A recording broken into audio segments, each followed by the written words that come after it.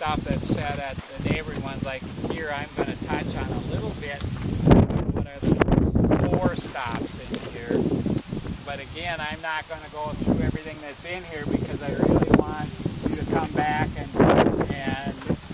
with your family or friends or something, take the time to spend a couple hours and go around and do the tour yourself, and you can read the text at that time and here's you. You know, it's pointless for me to repeat it. Looks like I better hold off for a second. I thought everybody was here. Maybe an idea, Bruce, would be to... Not aware of any other Barrens property that has this much relief. If you go up to Muckwa Barrens in Bayfield County, it has gentle rolls, and the only other one that isn't pretty much totally flat.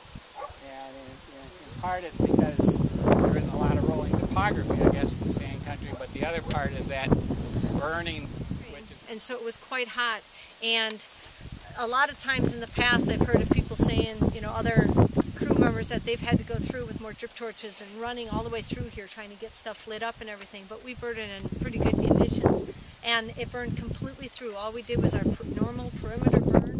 It burned all the way in through, and the log would have burned through on its own, but we got sick of waiting for it, so we just decided, we were bored waiting for the fire to just close in. It takes a while to go across. This is a 420 acre burn unit.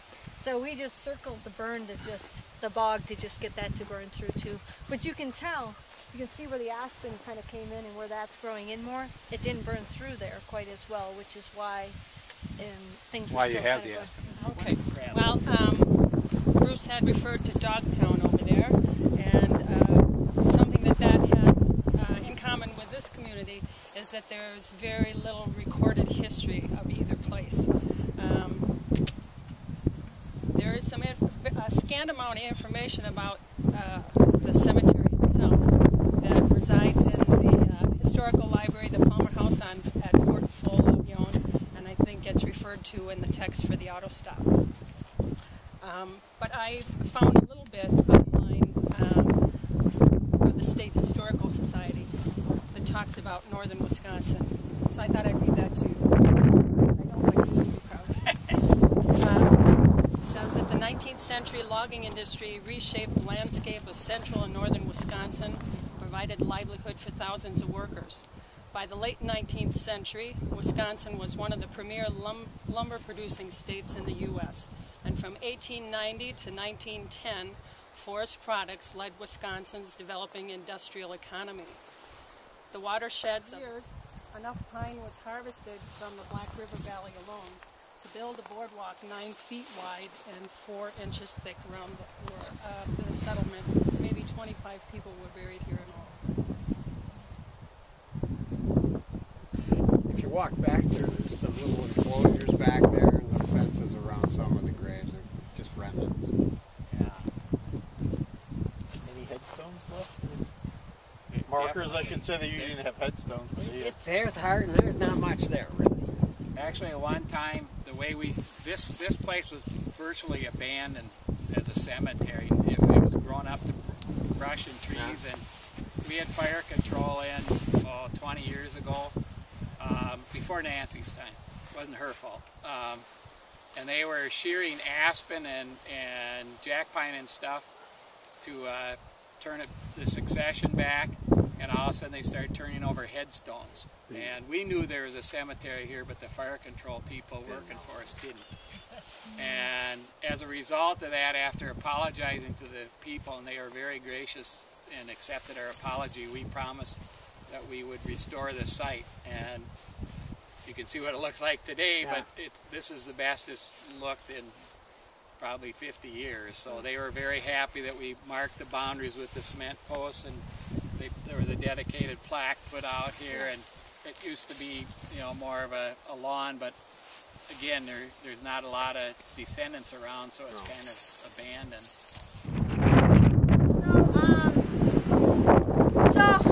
I'll be honest, I'm not the best one to tell the history. This is always Gary's part of the tour. Gary Gunsford, the technician. He's been there like 37 years. I'm always the habitat one, but the bottom line is people, like you said, decided to come up here, raise their families, started out, you know,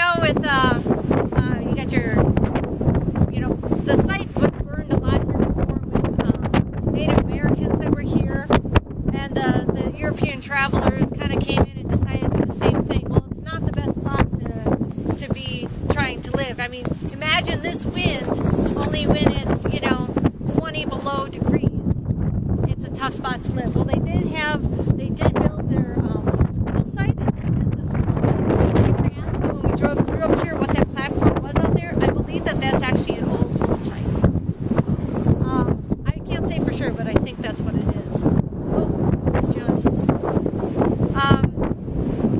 And so, whenever we burn through here, when you burn through these sites, a lot of times you end up finding like old metal and all kinds of crazy things that's been out here for a long time, and very well could have been pieces of machinery and everything, or their little stuff that they were using out on the site. Right behind, see these jack pine, I'm kind of going to jump into invasive species stuff right away, because like I said, I'm more the present and what's going on than so much the history, although the history is really cool. I just don't know as much about it. But exotic species is one thing that I'm huge on doing. I manage several properties besides this one, and I just feel it's really important to keep them, although the European settlers came here, which, I'm part of them, we brought all those things with us that we thought would be really cool, like the flowers that our mothers always loved at home, that type of thing. But when you get into a site like this, they end up just taking over. Not so much normally a site like this, but just areas in a different country when they don't have the bugs that normally feed on them and the animals that keep them in track and the other plant life that they compete with. And so for quite a while out on the Namekagon Barrens, our thought was that this is such fantastic native habitat from just being burned that it's strong enough to compete with the exotic species. And if it wasn't burned, I'd probably be able to show you some of them.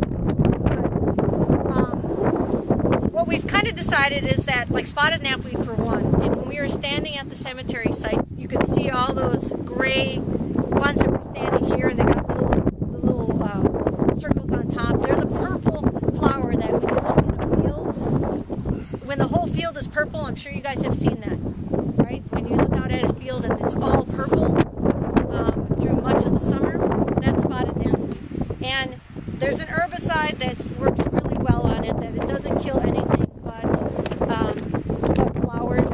And so it stops 7 years supposed to walk a couple 100 yards north, and what you'll see is a farm field that goes from about 1920, 1921, so it's almost 100 years old. You can still see the outlines of it perfectly today, and we'll see some others going around. But we will put a marker up there so that you know when to stop and look ahead a quarter mile and see it.